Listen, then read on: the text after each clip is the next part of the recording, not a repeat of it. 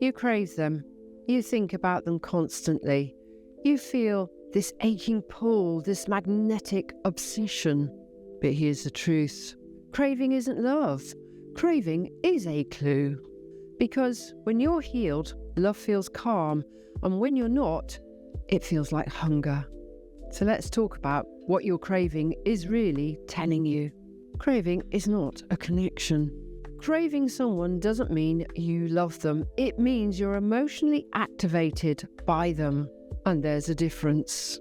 When you crave someone, you feel anxious when they're distant. You replay every message. You obsess over their approval. And you're not connecting, you're chasing. And that chase isn't romantic, it's chemical, it's survival driven.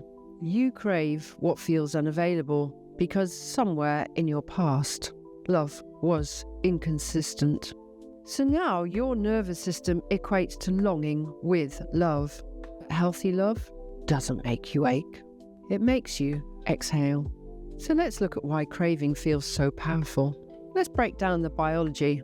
When you're craving someone, your brain is pumping dopamine, getting all those hits, especially if they pull away after being close, give you crumbs of validation, create highs and lows in the relationship. That up and down pattern creates emotional addiction. Your body gets used to the hit, the rush, the anticipation. The craving becomes the relationship. You mistake the chemical surge for passion. But what you're really addicted to is the possibility of being chosen, not the reality of being respected. And that's the trap. You crave the fantasy version of you, the one that loves you back properly. But they never fully arrive because they're not capable, not available, or not healthily available. Still, your brain clings to the hope because it lights you up, because it distracts you from your own emotional emptiness, because it lets you stay externally focused instead of focusing on your own internal wounds.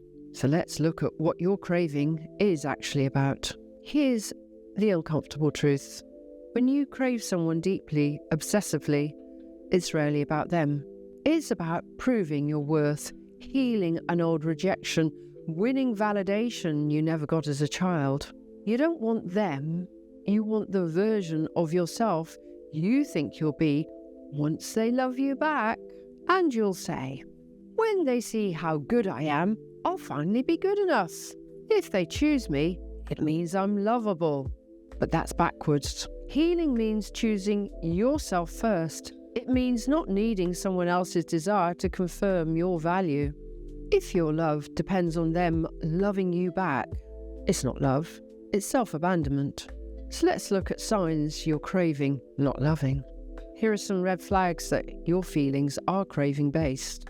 Firstly, you feel euphoric when they message and panicked when they don't.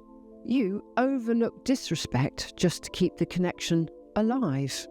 You fantasize about the future more than you experience the joy in the present.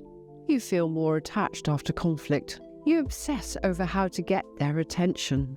This isn't romance, it's emotional dysregulation. It's a child hoping to finally be seen by the parent who never looked up.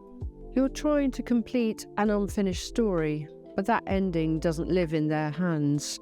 It lives in your healing. So let's look at how to detox from the craving loop. Firstly, you don't need to text them back. You need to come home to yourself. And here's how to begin.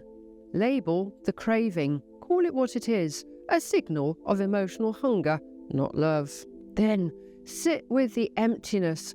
Don't rush to distract. Let discomfort teach you what is missing inside you.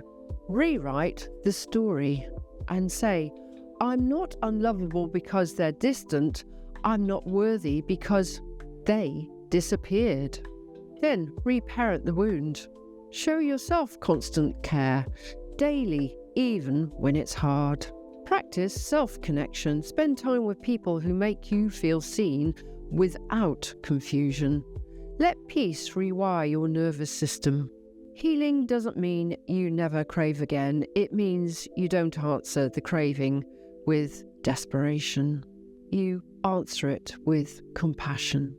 And in my closing comments, craving them is not proof of love. It's proof of where you still need love from yourself. Every time you chase what hurts you, you delay the healing that wants to find you. The person who triggers your craving is not your soulmate. They are your mirror. Let that mirror show you where you still ache. Then step away. Not because you're rejecting them, but because you're finally choosing you. And that's what healing sounds like. Quiet, clear, and unshakable. You don't need to crave to feel alive anymore. You just need to feel whole, and you already are.